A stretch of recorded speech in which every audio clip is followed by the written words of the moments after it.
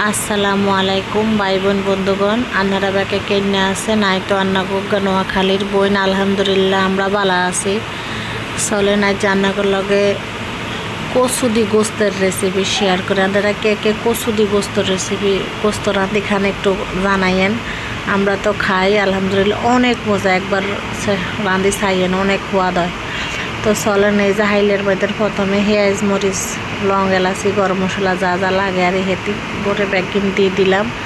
দিয়ে ভালো করে একটু ভাজি ভুজি লই তারপরে এই যে আদা রন অলিভ মরিচ নুন তেল যা যা লাগে আর কি ব্যাগিন দিলাম। দেনের পরে দেখছি কীরকম কচু, এই কচু কাটি লইছি, কচু এগুন কাটি লইছি, গোস্ত দুইটুই লইছি। তারপরে গোস্ত এখান দিয়ে দিম। দেনের পরে গোস্ত এখানটা ভালো করে কষাইম। দেখছেন এই যে মশলাতে তেল উঠে গেছে। দুমাল্লায় কিছু দেওয়া যায়নি, কম চাই। এত দুমা উড়ানোর কি দরকার আছে, কম উঠতে আরস না। এই যে গোস্ত দিয়ে দিলাম, গোস্ত দিয়ে ভালো করে কষাইছি। দেখছেন ওই তেল উঠে গেছে, ওই যে হেও দুমা বিরক্ত দুমা ব্যাগখানে বাঁশ দেয়। তারপরে এই যে সুন্দর করে কষায় পরিমাণ মতো ওমাজেন দিয়ে আবার কচুও দিয়ে দিচ্ছি। তারপরে দেখছেন এই ফাইনাল লুক সুন্দর হয়েছে। নানেরা রাঁধে কিন্তু